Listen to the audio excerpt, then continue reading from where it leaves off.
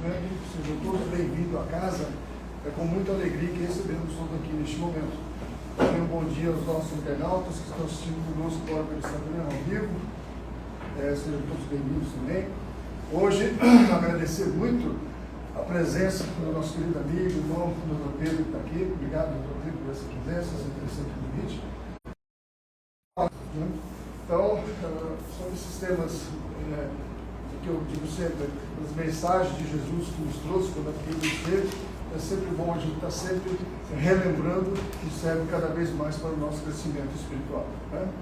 Alguém vindo pela primeira vez? Seja bem-vindo, né? Bem-vinda. Né? Depois você pega 2 evangelhos lá, por favor. Hoje então nós vamos começar nosso trabalho de hoje. Eu vou convidar o meu amigo, meu irmão, doutor, o São Lúcio, que está aqui conosco, que ele vai fazer a nossa prece inicial. Ok? Aqueles que desejarem fechar os olhos, fiquem à vontade.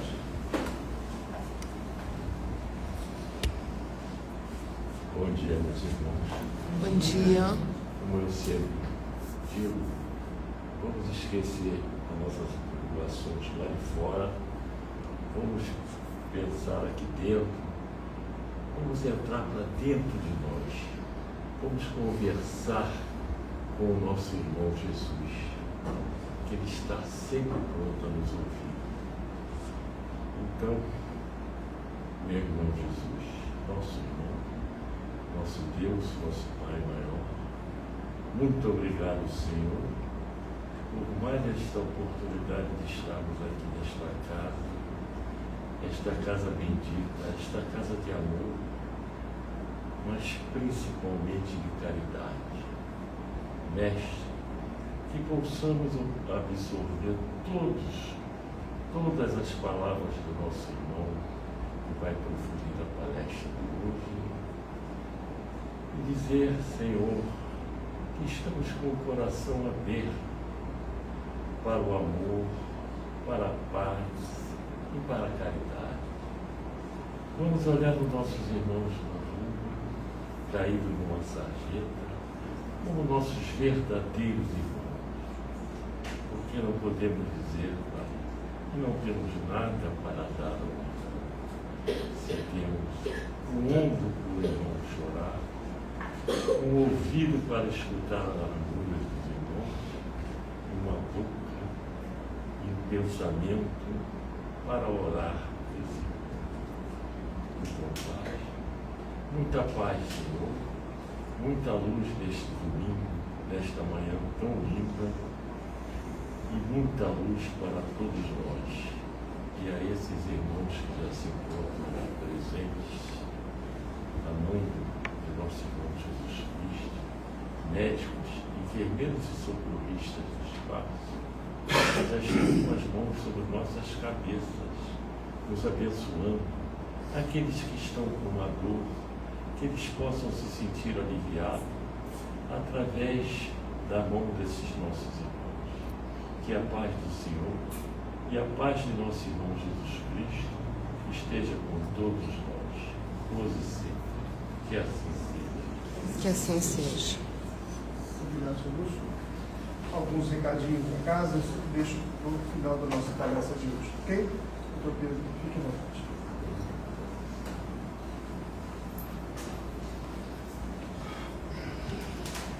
Bom dia a todos, bom dia a todos. É um prazer, é uma satisfação sempre a gente receber o convite de estar vindo aqui uma manhã de domingo, para a gente poder fazer reflexões juntos sobre a doutrina espírita, sobre as lições que Jesus nos deixou, nos ensinou, e que muitas vezes a gente acaba não se aprofundando nelas, não parando para olhar com carinho para elas, né? E a cada momento, a cada passo, a cada caminhada nossa, a gente vai muitas vezes assim, se defrontando com algumas questões e que nos leva cada vez mais a fazer os corações, as nossas mentes e crescermos em espírito, em humanidade, em melhoria de planeta, né? Esses são os momentos que a gente passa. E eu selecionei aqui a parábola do semeador, que provavelmente é conhecida de todo mundo. Provavelmente todo mundo já deu uma lida, já entrou em contato com essa parábola, né? E a gente vai tentar fazer um olhar, buscando algumas lições de alguns amigos da espiritualidade que nos deixaram em um legado, Emmanuel e muitos outros, e trazer algumas reflexões, né? No sentido de eu não estar aqui para ensinar nada para ninguém, mas de a gente em conjunto estar olhando com um olhar de troca, de conhecimento, de experiência e tudo mais. Essa parábola, só para a gente se situar, né? Tem gente que está vindo pela primeira vez, eu estava de costas no vídeo, tinha 2 pessoas, se eu não me engano. O Espiritismo tem as obras básicas. Dentre essas obras básicas, uma delas é o Evangelho segundo o Espiritismo, esse livro aqui. E no capítulo 17 é onde tem como tema que o Kardec coloca o ser de perfeitos. Dentro desse capítulo é onde está, na sequência ali, a parábola do semeador. Então, só para a gente se situar da onde que localização que a gente tirou aqui, ó, a parábola, né? Que é uma passagem bíblica do Novo Testamento, mas está dentro do Evangelho segundo o Espiritismo. E ainda só para a gente trazer algum conhecimento, a gente vai ver que as parábolas, elas basicamente, ou a grosso modo, elas são divididas em 2 conjuntos. As parábolas que Jesus deixou. Parábolas que são aquelas lições, ou às vezes, muitas vezes, histórias em forma de metáforas. Foi por isso que eu deixei o vídeo aqui, com a musiquinha contando a parábola do semeador. Então Jesus, para poder falar de uma forma muito simples, ele falava em forma de parábolas. E essas metáforas, essas historinhas, hoje a gente ainda não conseguiu alcançar ali talvez 50% do que ele quis trazer nessas parábolas que ele proferiu. E elas são divididas basicamente em 2 conjuntos. Temos as parábolas do reino, quando ele vai falar sobre o reino de Deus, sobre o reino dos céus, ou as parábolas do juízo, ou da separação. Vivemos hoje momentos decisivos de movimentação no nosso planeta. Todos nós sabemos, principalmente a gente da doutrina espírita, a gente sabe, outras doutrinas também sabem disso, né? Esses movimentos de transição planetária, onde o nosso planeta ele passa de um mundo de provas e expiações para um mundo de regeneração. E esses momentos, essas parábolas, elas vêm à tona, né? Então a gente precisa estar atento a isso. Dentro das parábolas do reino, aqui Jesus inicia a parábola do semeador. Então é uma parábola de uma importância muito grande e a gente precisa olhar para ela. Eu vou dar rapidamente uma lida. Naquele mesmo dia, Jesus, tendo saído da casa, sentou-se perto do mar e se reuniu ao redor dele uma grande multidão de povo. Por isso, ele subiu num barco onde se sentou. Todo o povo, estando na margem, ali eles disse muitas coisas por parábolas, falando-lhes dessa maneira: aquele que semeia saiu a semear, e enquanto semeava, uma parte da semente caiu ao longo do caminho, e vindo os pássaros do céu a comer. Uma outra parte nos lugares pedregosos, onde não havia muita terra, e logo nasceu, porque a terra onde estava não tinha profundidade. Mas o sol, tendo-se erguido em seguida, a queimou. E como não tinha raízes, ela secou. Uma outra caiu nos espinheiros, e os espinhos, vindo a crescer, a sufocaram. Uma outra, enfim, caiu em boa terra e deu frutos, alguns grãos rendendo 100 por um, outros 60 e outros 30. Que ouçam aqueles que têm ouvidos para ouvir. Todo aquele que escuta a parábola do reino e não lhe dá atenção, o espírito maligno vem e arrebata o que havia sido semeado no seu coração. E aquele que recebeu a semente ao longo do caminho. Aquele que recebeu a semente no meio das pedras é o que escuta a palavra e que a recebe na hora mesmo com alegria, mas ele não tem em si raízes e não está senão por um tempo. E quando sobrevêm os obstáculos e as perseguições por causa da palavra, a toma logo como um objeto de escândalo e de queda.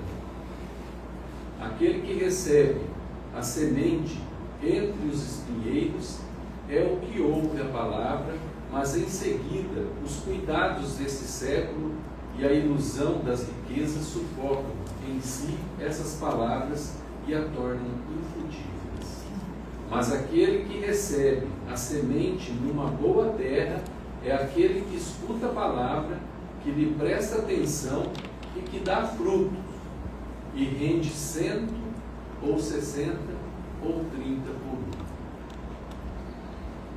Então, quando a gente vai escutando essas colocações de Jesus, a gente vai olhando panoramicamente, assim, com uma visão ampla essa parábola, e a gente já vê a importância dela no fato de que ele profere a parábola e depois ele explica, né?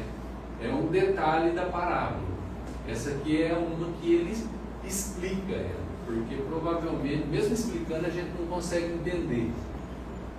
Então ele vê a necessidade de um desdobramento em cima dessa parábola. E nela ele vai falar que uma parte caiu ao longo do caminho e os pássaros do céu vieram e comeram, né? Uma outra parte, ele divide em 4 partes essa parábola. É uma construção que ele vai fazendo. Outra parte caiu em lugares pedregosos, onde não havia muita terra, né? E as sementes brotaram, mas como ela não tinha raízes profundas ali, logo o sol sai e ela seca. Outra parte cai nos espinheiros, e esses crescendo sufocam ela, abafam ela. E a última é aquela uma que caiu em terra fértil e rende. E ela rende ali numa proporção.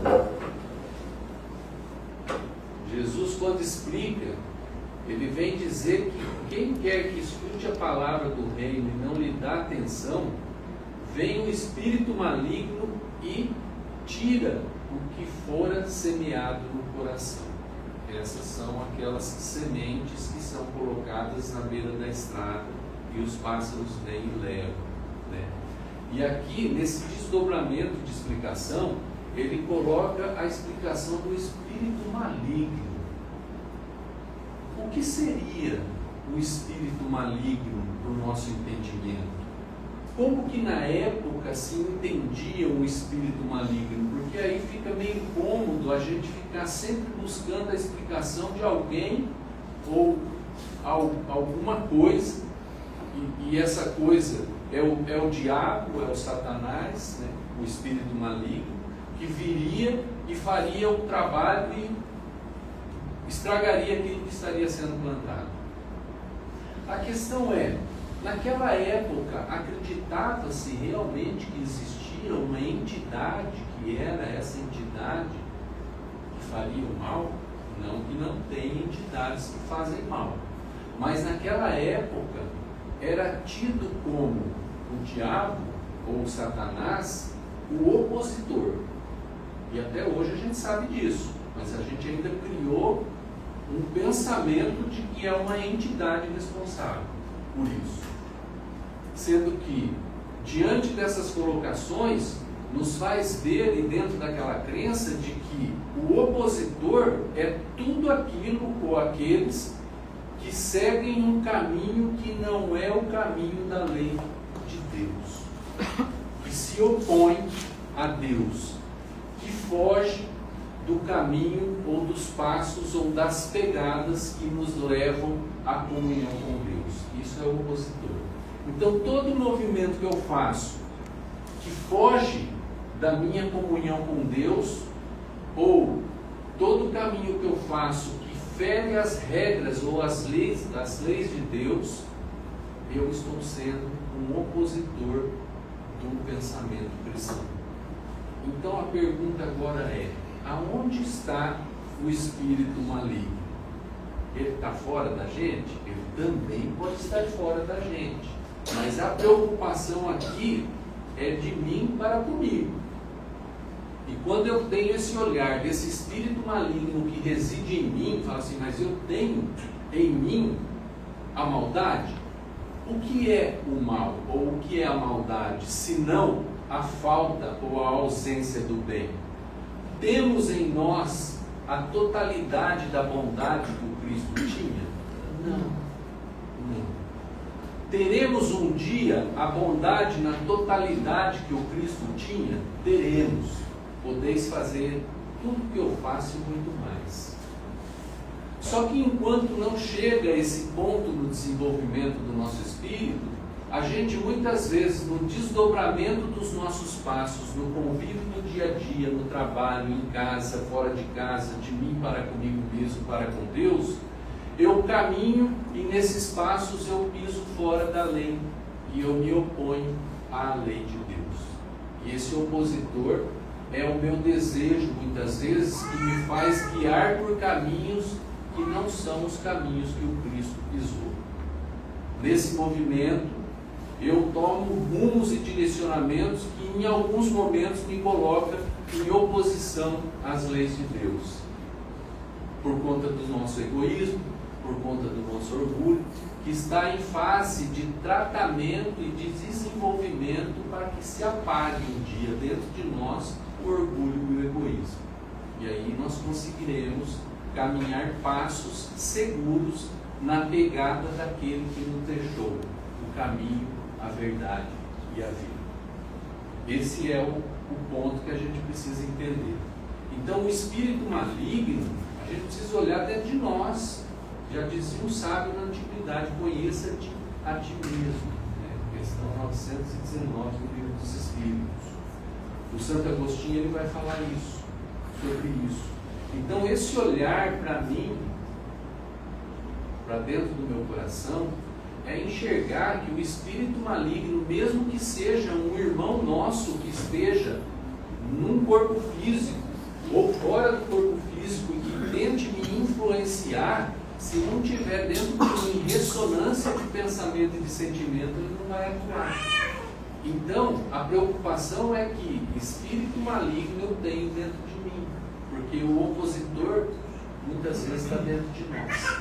E isso precisa ser percebido e precisa ser trabalhado. Para que, quando a gente entra em contato, que nem estamos entrando aqui em contato com o cristianismo, com as palavras de Cristo, essas palavras, essas sementes não caem em nosso coração e o espírito maligno de repente fala mais alto, porque eu venho aqui, escuto, acho tudo bonitinho, bacana, mas a gente sai daqui e lá fora, o mundo, ele toma uma conta dentro de nós, às vezes, que nos faz esquecer muitas vezes isso que a gente aprende aqui. E no dia a dia, no comportamento nosso, a gente acaba deixando fluir dentro de nós o opositor daquilo que a gente aprende aqui. Então esse movimento precisa ser trabalhado. E Jesus, nessas parábolas, ele traz uma linguagem muito simples, que é uma linguagem de um agricultor, falando para agricultores, para criadores de cabras, né? Então ele precisava falar de uma maneira simples naquela época, mas a maneira simples daquela época a gente não entende até hoje, né? Até hoje. Na segunda parte, ele fala que aquele que recebe a semente no meio das pedras é o que escuta a palavra e que a recebe com alegria no primeiro momento, mas não tendo nele raízes, dura apenas algum tempo. Em sobrevindo revés e perseguições por causa da palavra, tira ele daí motivo de escândalo e de queda. Isso acontece direto com a gente, né? Porque nós temos dentro de nós algum conhecimento do cristianismo já. Tanto que nós viemos aqui para buscar mais alimento dentro do cristianismo, dentro do pensamento cristão. O fato é que quando a gente vai colocando o cristianismo dentro de nós, e a gente sempre brinca, né? A gente está falando do espiritismo, estamos falando do cristianismo, porque o espiritismo é o cristianismo. Questão 625 do livro do Espírito. Quem que é o modelo guia para a gente seguir? Jesus. Então somos uma doutrina cristã para quem está chegando, né? Somos uma doutrina deísta para quem está chegando. Acreditamos num Deus único. Acreditamos que Jesus, o nosso irmão, é o modelo que a gente tem que imitar para que nós melhoremos e para que o nosso mundo melhore em conjunto. Então, quando nós buscamos esse alimento no cristianismo, a gente vai fazendo com que a nutrição dentro de nós fique um terreno cada vez mais fértil para receber esse alimento da semente do Evangelho. Acontece que muitas vezes a gente tem pouco alimento, no sentido de conhecimento, de condicionamento na vida cristã. E quando a gente sai daqui, os opositores do pensamento cristão falam mais alto ou gritam mais alto que nós temos dentro de nós, e a gente acaba se calando ou mudando a nossa conduta de vida, muitas vezes por conta dessa falta de raízes profundas em nós, dessa árvore do cristianismo que cresce a cada dia dentro de nós. Então precisamos cada vez mais notar as terras que existem dentro dos nossos corações, para que a gente aprofunde no conhecimento e essas raízes consigam criar bases mais profundas. Porque quando vier o nosso testemunho no dia a dia, a gente consiga se posicionar e consiga argumentar no posicionamento cristão que a gente pleiteia. Nesse ponto, a gente precisa estar vigilante em relação a tudo isso. Porque muitas vezes, diante do momento de dar testemunho, isso é forte, não nos dias de hoje, assim. Hoje eu basicamente participo muitas vezes de comunidades ou de camadas dentro da sociedade, onde as pessoas perguntam: e você, de que religião que você é? Eu falo: eu sou espírita, e falo assim, abertamente. Mas já teve um tempo atrás, não comigo, ou falo de gerações anteriores, onde era muito difícil você dizer que era espírita. Existe hoje no nosso planeta ainda locais que é muito difícil o indivíduo dizer que é cristão, porque ele corre risco de vida. Ele pode perder a vida dele. Então, não estamos aqui para julgar ninguém, porque é de cada um o testemunho daquilo que ele tem que fazer ou deixar de fazer. O importante é que nós percebamos os níveis que a gente pode trabalhar dentro de nós para alcançar realmente um crescimento e um desenvolvimento espiritual. Mas cabe a cada um o seu testemunho ou a sua queda, né? No caso aqui, escândalo é uma palavra que ela remete a um tropeço, porque diante de um obstáculo muitas vezes eu tropeço e caio. E quando a gente cai, não tem problema nenhum cair, mas a gente precisa ter forças para se levantar. Ou quando a gente vê algum tropeço, algum escândalo ao nosso redor, a gente não julgar, a gente ter um posicionamento cristão de olhar para aquilo e ajudar a se levantar desse tropeço. Porque precisamos todos crescer juntos. Então, nesse sentido que Jesus vai desdobrando essa palavra do semeador. Aquele que recebe a semente entre os espinheiros é o que ouve a palavra, mas em quem logo os cuidados desse século e a ilusão das riquezas abafam aquela palavra e a tornam infrutífera. Estamos falando de semente. Uma semente, ela é plantada, ela germina, ela dá árvore, ela dá flor, ela dá fruto e dá semente. Então, essa agricultura metafórica que Jesus usa para nos fazer entender o processo do desenvolvimento e do progresso do cristianismo em nós. Nessa questão aqui, esses espinheiros, talvez naquelas glebas, naqueles locais, naquelas camadas da sociedade, onde o dinheiro e a ilusão da riqueza, elas falam muito alto, e mesmo eu sabendo o Evangelho do Cristo, muitas vezes eu sofro questões da ilusão que a riqueza e que o dinheiro traz, ou o materialismo traz em nossas vidas, e a gente acaba sucumbindo, desistindo ou apagando o desenvolvimento do cristianismo dentro de nós. A cada um cabe a camada do desenvolvimento do espírito do cristianismo dentro de cada um de nós. E esses 4 modelos, eles se misturam. Em alguns momentos eu vivo um determinado ponto, em outro momento outro determinado ponto, né? Então precisamos estar atentos a todos os pontos do desenvolvimento e do testemunho que a gente precisa dar. E por último, ele vai falar daquele que é o que recebe em boa terra, né? E a gente precisa entender essa boa terra do coração. É o que escuta a palavra, escuta e que lhe presta atenção, porque uma coisa é escutar, outra coisa é eu ouvir aquilo que está sendo dito, né? Eu introjetar dentro de mim aquilo que está sendo visto ou dito, eu olhar para aquilo. Essas palavras de Jesus aqui é o início da Bíblia. A Bíblia começa falando: ouve, povo de Israel, ouve. Precisamos ouvir. A gente escuta, mas às vezes a gente não dá ouvido para aquilo com o carinho que tem que ser dado. Mas quando existe um preparo, já existe uma terra do desenvolvimento para poder receber essa palavra de Jesus, e a gente consegue prestar atenção nisso ainda, aí ele vai desdobrar ainda em 3 níveis diferentes, que é o que dá um para 100, um para 60 e um para 30. O que Jesus queria dizer com isso? É muito difícil a gente compreender essa simbologia que Jesus falava, porque a gente hoje não vive uma cultura do mesmo povo que era o povo que ele vivia naquela época. Provavelmente um judeu vai escutar isso aqui, ele vai entender muito bem o que Jesus queria dizer, porque o 30, ele tem um significado.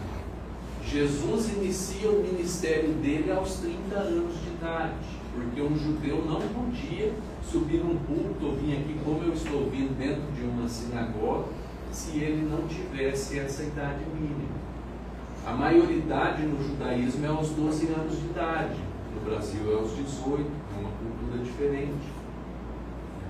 Então, aos 30 anos, e um conselho judaico, ele é formado por 30 pessoas. O número 7 tem o símbolo da perfeição, porque estamos num capítulo que fala sobre sede perfeitos.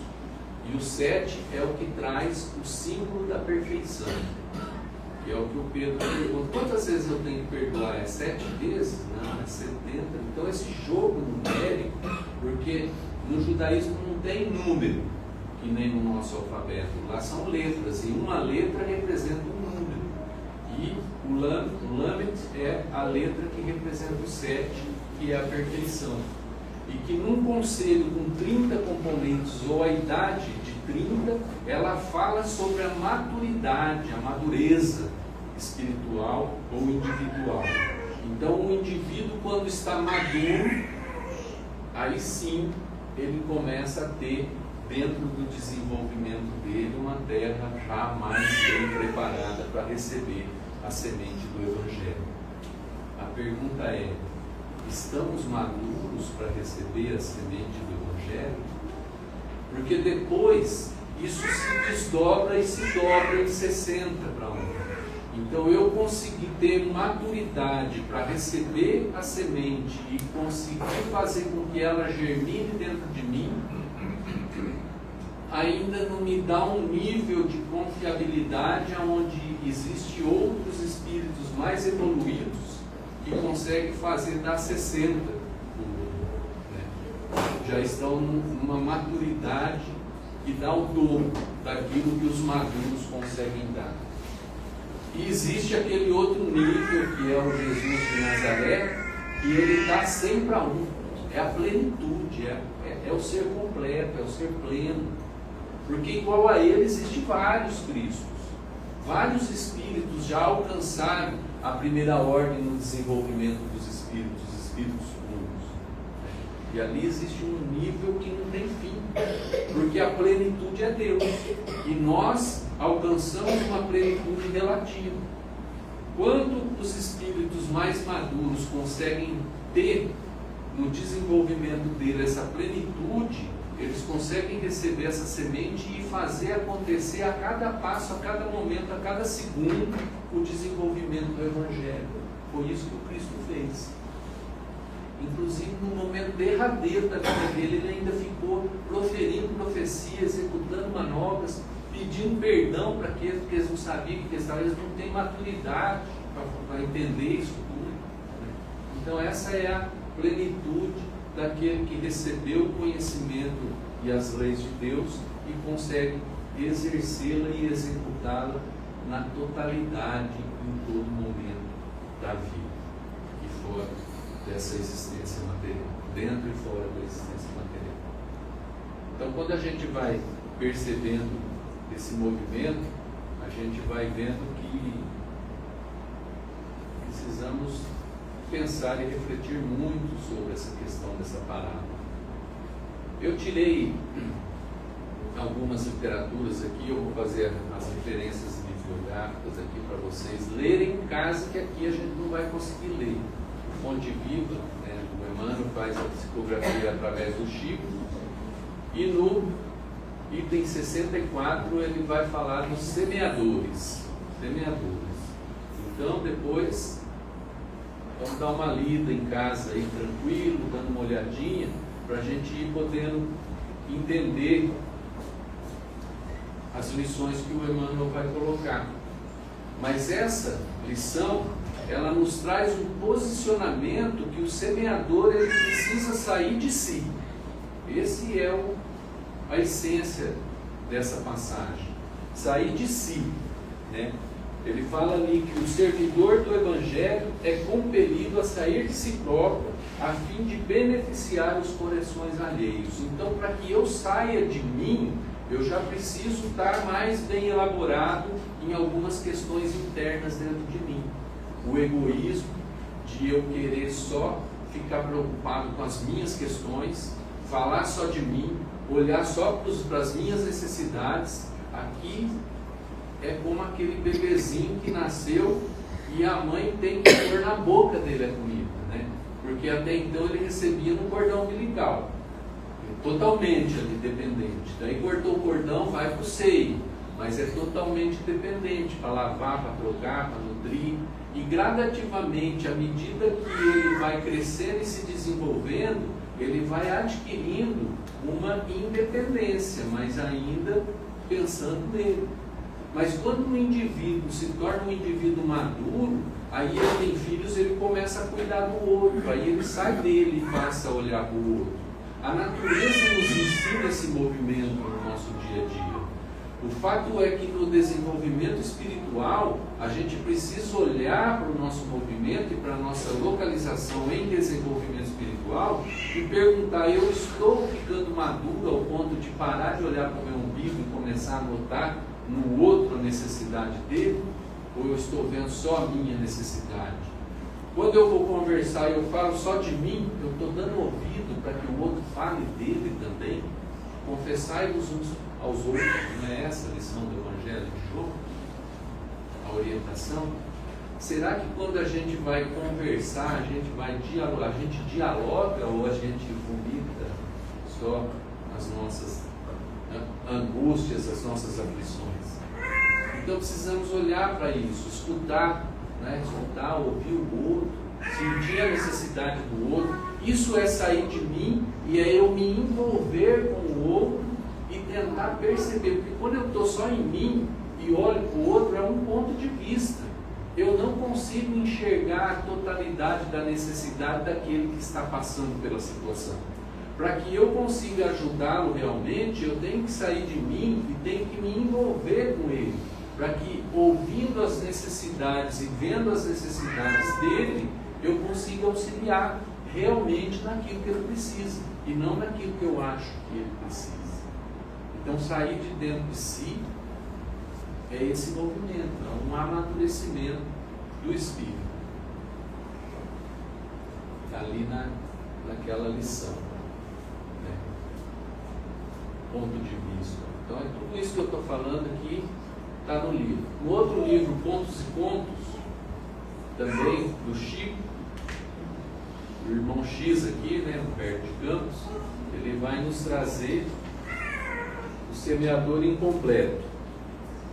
E essa lição do semeador incompleto é uma lição que depois, quando vocês estiverem calmo lá em casa, vocês vão estar lendo. Mas é uma lição que, resumidamente, ela nos traz uma surpresa, assim, no sentido de que esse semeador era um trabalhador espírita.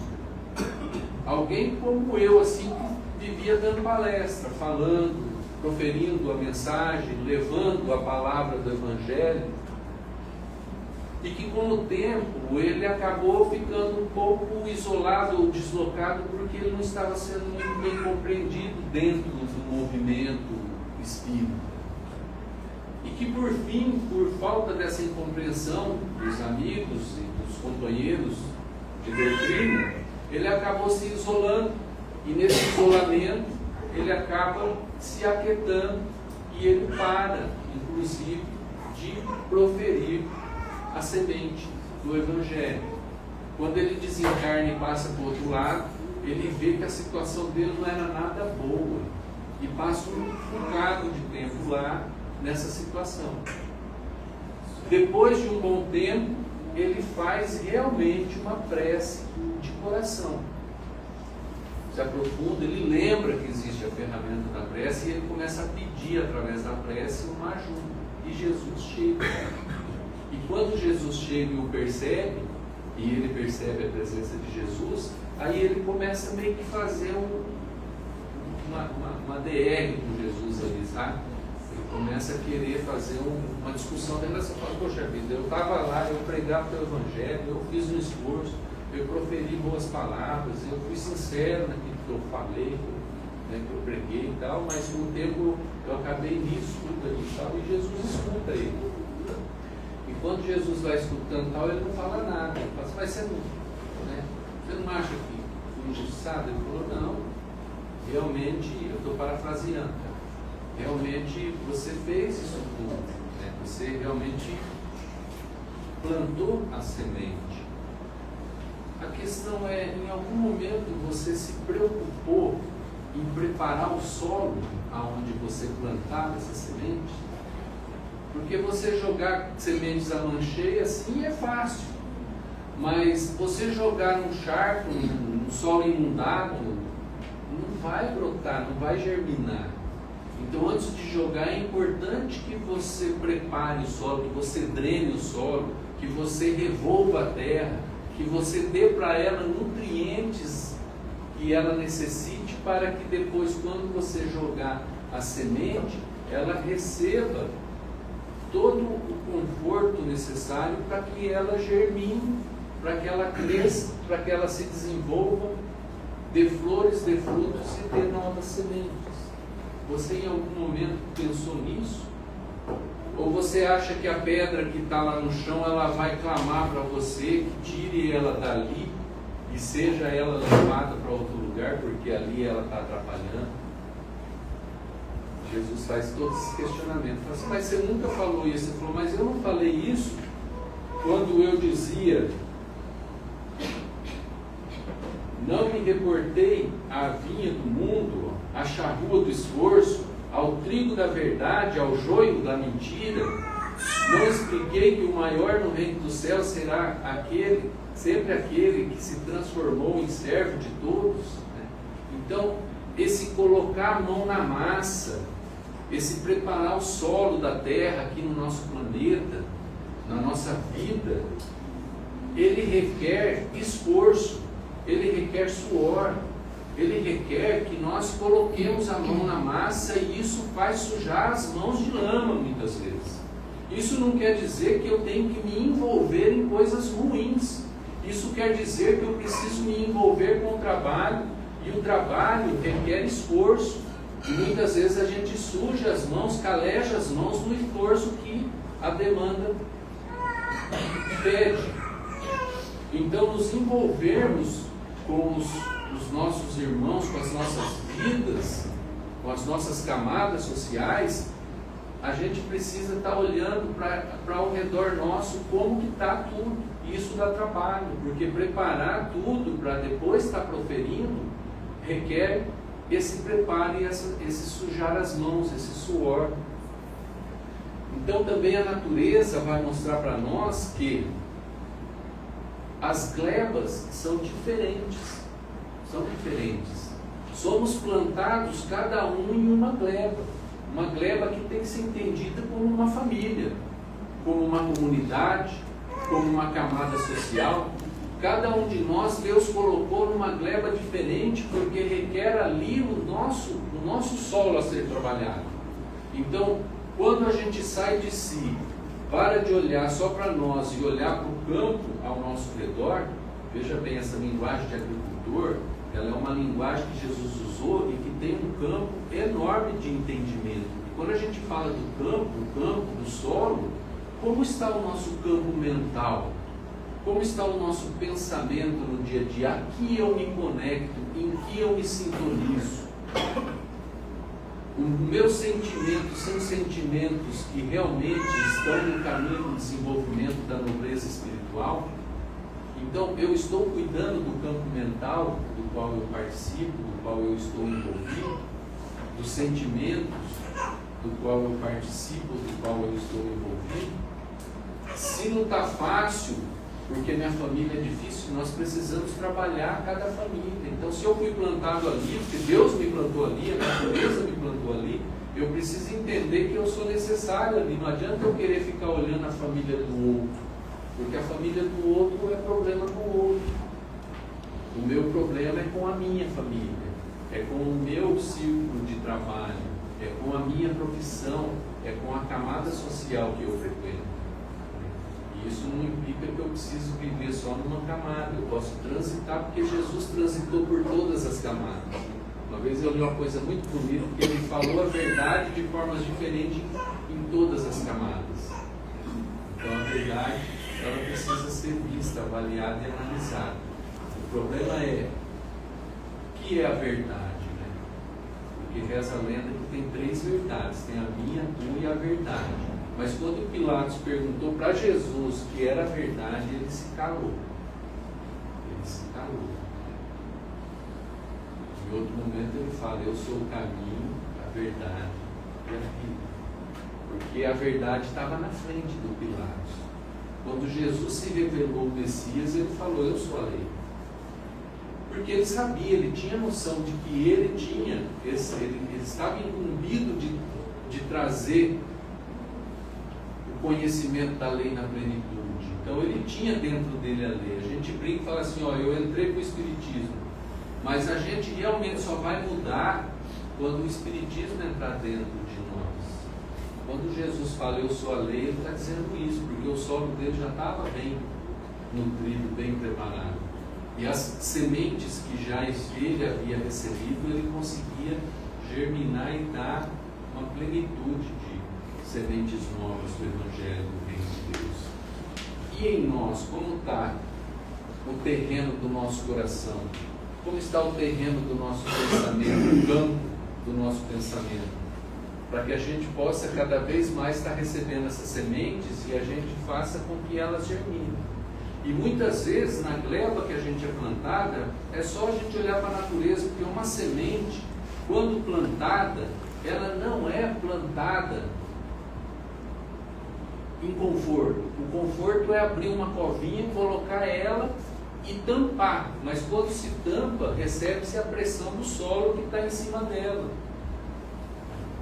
E ela tem em torno dela uma camada que protege ela. E que para ela germinar, ela precisa romper essa camada. Ela precisa romper a pressão que está em cima dela para poder alcançar a luz. É uma busca da natureza. E nós, quando nós fomos plantados na gleba da nossa família, da nossa sociedade, A gente está rompendo dentro de nós as camadas que nos aprisionam aos movimentos do conservadorismo, dos preconceitos e de tudo mais que muitas vezes nos cerca. Será que nós estamos tendo força para poder se levantar e romper as camadas da sociedade que nos seguram e não nos deixam crescer no desenvolvimento do Evangelho verdadeiro dentro de nós, na busca da luz de Deus? São perguntas que a gente precisa fazer. Essa relação dessa semente, essas camadas, esse envoltório, está tudo em torno de nós. Somos sementes do Evangelho. Somos semeadores do Evangelho. Também somos preparadores de solos para o Evangelho. Como está o solo dentro dos nossos corações? Amar o próximo como a si mesmo. Não adianta eu preparar para o outro, também não preparar para mim os solos que eu preciso para me nutrir.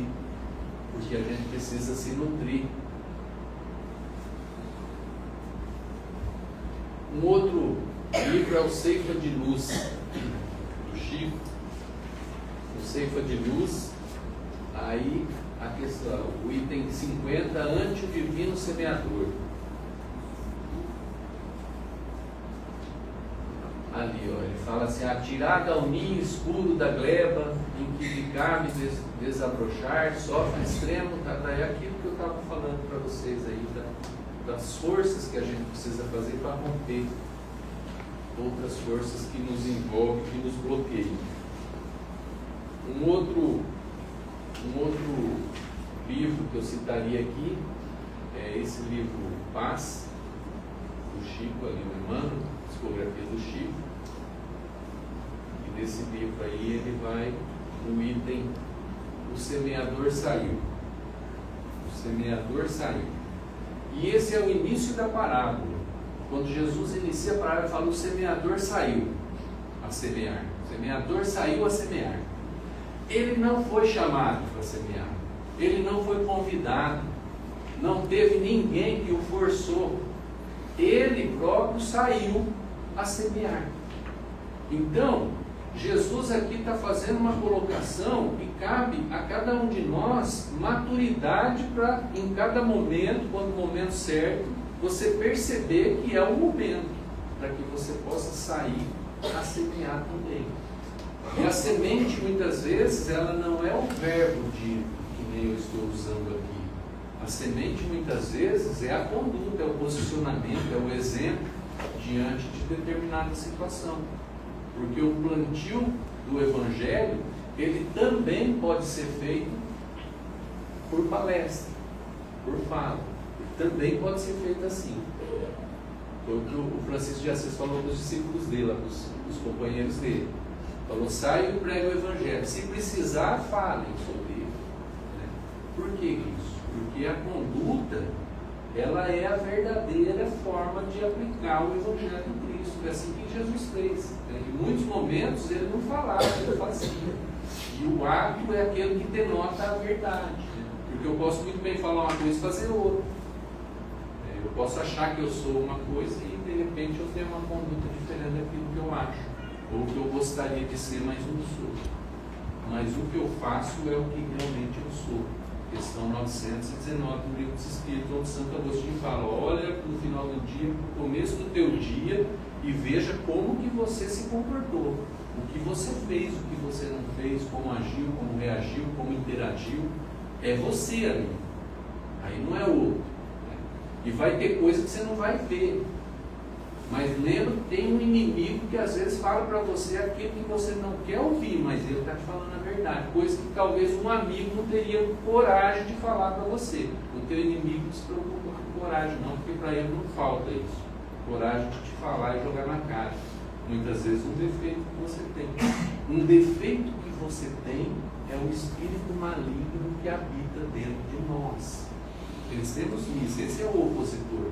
Então, deveríamos agradecer o inimigo, muitas vezes, ele está mostrando para nós uma sombra que existe dentro de nós que precisa ser iluminada, né? Mas aí a gente já fica bravo, ele faz mais oposição ainda ao Evangelho do que estávamos fazendo até aquele momento. Refletamos sobre isso. assevera-nos Jesus, o Cristo de Deus, e o semeador saiu a semear. Isso equivale a dizer que o semeador saiu de si, a desvencilhar-se de todas as concepções de separatividade e egoísmo. Pensemos nisso nos dias de hoje: separatividade e egoísmo. Países querendo criar muro delas para separar e não deixar uma coisa da outra. Esse movimento é um movimento que aqui no texto está falando de questões aí do Evangelho de Jesus, a fim de auxiliar e compreender, trabalhar e servir, amar e tolerar com esquecimento de si mesmo para a vitória do bem.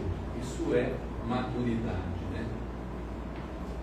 Outro livro é A Doutrina e Aplicação, que a gente poderia estar citando aqui, no item 19. Bom, isso fica de lição para casa aí, para estar lendo.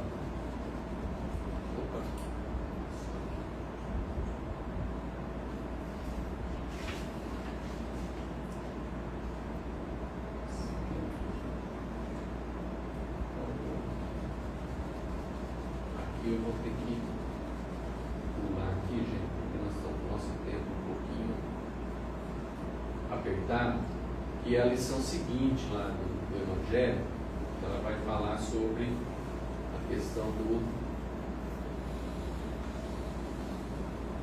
do dever, tá? E o dever aqui seria uma palestra à parte, não vou poder estender, senão a gente vai estourar o tempo. Mas para finalizar esse livro aqui, Ideal Espírita, Chico Xavier e Valdo Vieira, por diversos espíritos. Dentro desse livro eu peguei a mensagem 35, que é a mensagem ao semeador, também MEI.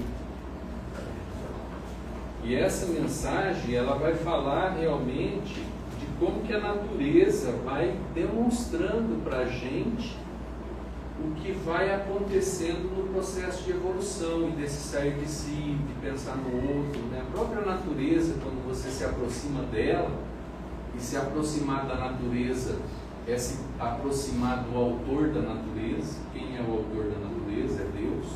Então, nos aproximarmos da natureza é nos aproximarmos de Deus, e a gente fazer a leitura na natureza, como eu citei da semente, com as camadas, e essa força que ela faz para germinar e crescer e se desenvolver, a gente vai entendendo melhor o processo da nossa própria evolução, do nosso próprio crescimento, do nosso próprio desenvolvimento.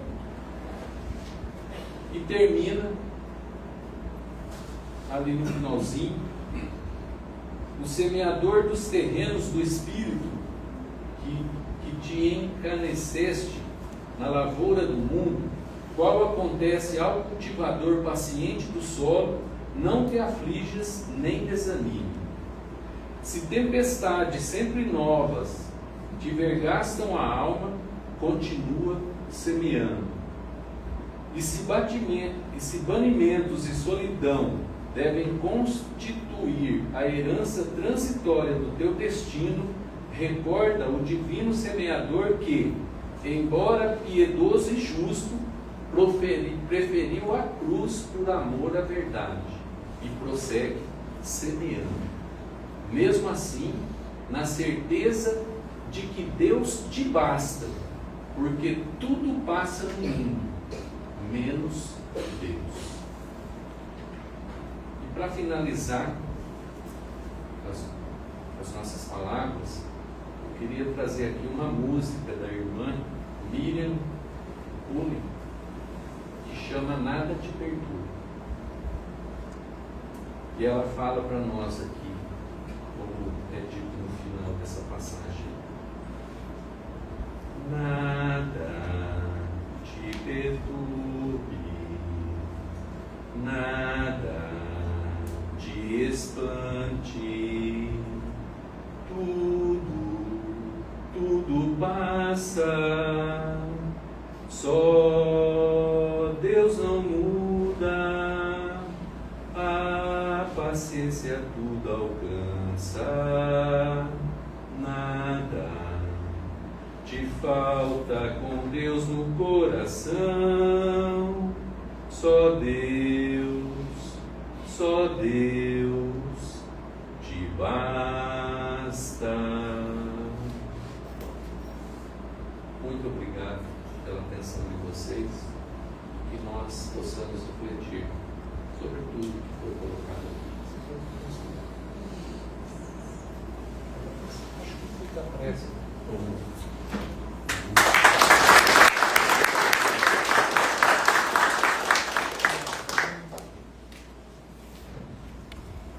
Bacana, né, pessoal?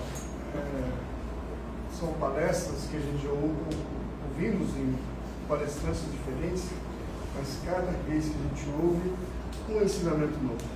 Né? Eu sempre falei, vou falar e vou continuar falando. Eu adoro a doutrina espírita por causa disso. Né? Além de ensinamento, cultura, né? Porque uma das coisas que, sinceridade, eu não sabia, sabe? Que lá na época do judaísmo você teria que ter 5 de 30 anos para fazer. Então eu não sabia disso. Hoje eu fiquei sabendo. Legal, né? Então acho que tem muitos aqui que também não sabiam disso, né? Então é por isso que eu falo que a doutrina, além de ensinamento, é cultura para nós. Né? Alguém tem alguma dúvida? Alguém tem algum comentário para fazer sobre o que ouviram hoje? Não? Beleza, você pode aplicar para algo para todo mundo. Bom, então alguns recados da casa, daqui a pouquinho nós vamos ver lá a questão do passe, né? Primeiro, eu agradecer muito, apesar da diretoria ainda não ter passado para mim a questão da feira da canção, sucesso total para a casa e para todas as entidades assistenciais que a prefeitura organiza essas duas feiras, agora no início do ano com a Feira da Canção. Lá em outubro, nós vamos ter uma outra, que é a Feira das Nações, e eu estive lá sexta-feira, com bastante gente, e a nossa barraca da batata recheada, sucesso total. Ontem foram comercializadas 832 batatas, sabe? Maravilha. Né? Então, antecipadamente, em nome da casa, em nome da diretoria, eu agradeço a todos que participaram, que ajudaram de uma maneira ou de outra na venda dos convites antecipados. Isso ajudou bastante nós aqui, ok? Outro detalhezinho a respeito do banheiro das mulheres, né? Agora é aqui do lado, aqui atrás do nosso salão. Algum tempo atrás, no corredor da nossa direita aqui, né? Logo na entrada da casa. Agora o banheiro feminino ficou aqui atrás. Então, isso vai estar funcionando, porque estava em reforma até pouco tempo aí, agora está tudo liberado para ser usado, ok? As atividades da casa, então nós temos aos domingos a palestra de manhã e também nós temos atendimento fraterno, tá? Então aqueles que desejarem algum atendimento, assim, procura chegar um pouquinho mais cedo, por volta de 9 horas, 15 para as 9 por aí, o pessoal que faz a equipe de atendimento fraterno já está indo em casa. Se alguém quiser fazer algum tipo de atendimento, é só procurar ali. Atendimento fraterno é um bate-papo, ali sempre vai 2 atendentes. E para quem tiver algum problema, quer desabafar, não tem alguém da família que possa fazer isso, então se quiser vindo aqui, pode procurar esses atendimentos aos domingos. Né? Também temos o trabalho do grupo da terceira idade, que é o grupo Recomeçar. Então, bacana esse grupo. Tem as atividades todas as quinta-feiras, a partir das 2 horas da tarde. Se alguém tiver alguém da família, alguém que queira participar, é só procurar a secretaria durante a semana aí, que tem o atendimento ao pessoal da terceira idade. Também temos os grupos infantis, juvenis, aos sábados, tá? Começando às 8 horas, aí, tem as etapas de idade ali, das 8 vai até as 10h30, se eu não me engano. Tá? Se alguém tiver também interesse, algum jovem da família que queira participar, é só procurar a secretaria também. Tá? O mais que eu tinha para dizer é isso aí. Agradeço muito a presença de vocês.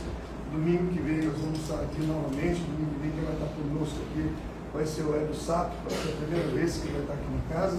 O Hélio é trabalhador da casa da MEI. Primeiro acho que estava com o presidente agora, não sei se é. Mas enfim, ele é trabalhador da MEI e ele vai estar conosco aqui no próximo domingo. Agradecido a presença dele, porque é a primeira vez que ele aparece aqui na casa desse, ok? Um ótimo domingo a todos, que Deus abençoe e e possamos estar reunidos no próximo domingo. Ok? O Ricardo, você vê que nós estamos passando, por favor? O de volta foi lá para ver a fila lá. Só aguardar um minutinho só.